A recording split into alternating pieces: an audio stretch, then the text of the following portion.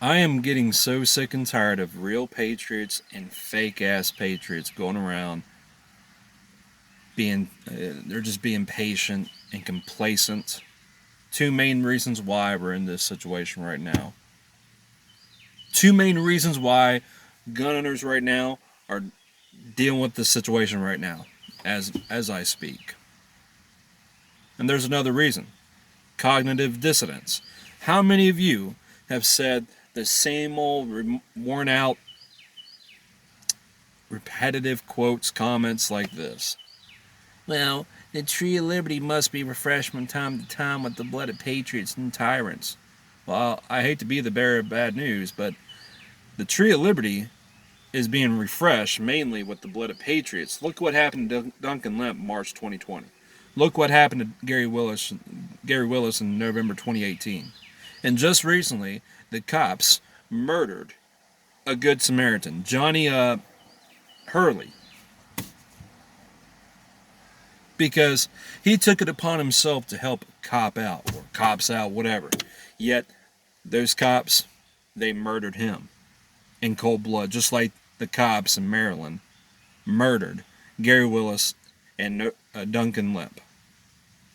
How many of you have said, when tyranny becomes law, rebellion becomes duty?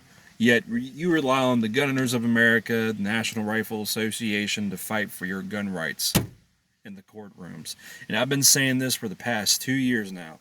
The courts is where our rights have been compromised the most.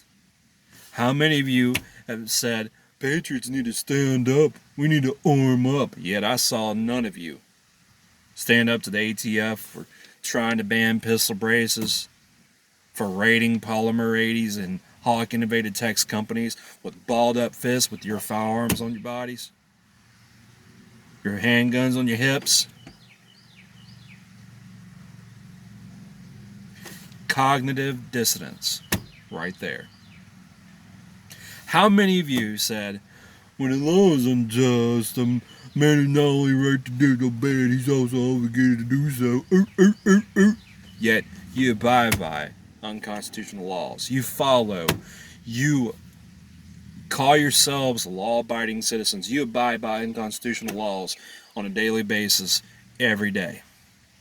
Then you turn around and say, because of these politicians who want to outlaw certain firearms accessories and certain firearms that could potentially or really make you a felon.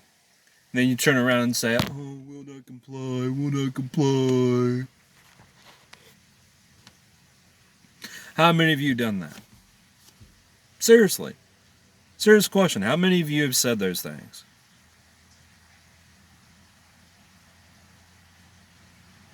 How many of you have said, "When is enough enough?" Apparently, for a country that prides itself on being unruly, you all sure do like to be ruled. You turn a blind eye most of the time when people's rights are being violated. And I gotta say this too. For those of you who dare call yourselves patriots, but you go around and say, well, just because you can doesn't mean you should. And you say, with rights comes responsibilities, and you believe that rights can be taken away at any time. Well, I got to tell you something. You don't believe in unalienable rights, so don't claim to be something that you're not. You're far from being a patriot if you say those bullshit things, stupid things. Oh, with rights comes responsibilities. Just because you can doesn't mean you should.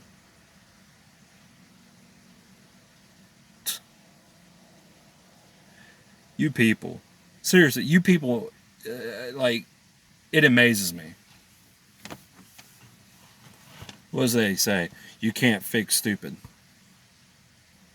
You are perpetuating the definition of insanity, where you do the same things over and over and over and over and over again, yet you always expect a different result.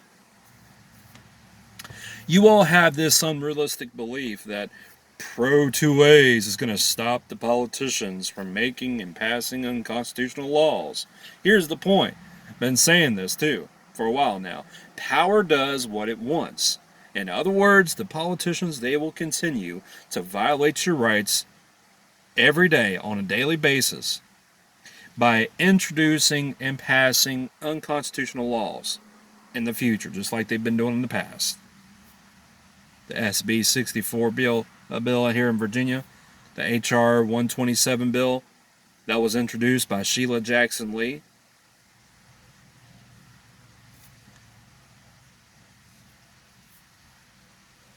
And you all say, no, contact your representatives.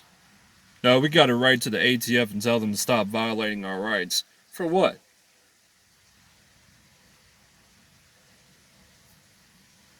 You really think the ATF is going to listen to you?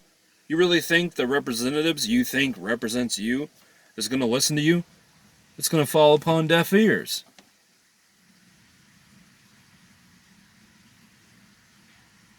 We failed. Seriously, we've failed to keep the U.S. government in check. Now, yeah, the Supreme Court did in fact rule that we have individual rights to keep and bear arms in the Heller versus District of Columbia case in 2008. But you people from Gunners of America, Virginia Citizens Defense League, and National Rifle Association, you missed the part where the Supreme Court added, where they said, well, your individual rights to keep and bear arms is not unlimited. I'm one of those people who believes that you have natural rights and you have unlimited rights. Well, it seems pretty clear to me that the Supreme Court, who made that decision in 2008, doesn't understand the true meaning of unalienable rights. That's right, I said it.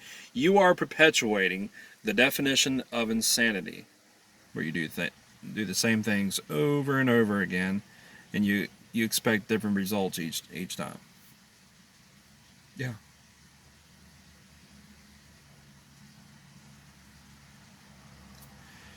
You all think the cops and the military is going to be on your side. You don't know shit. You don't know. I'll say whatever I want to whomever I damn well please.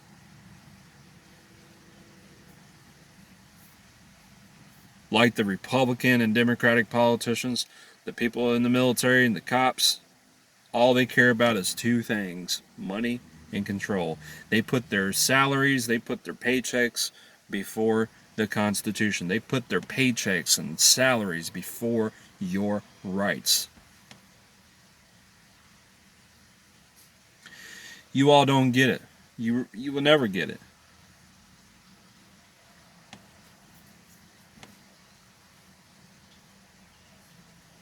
You just don't get it.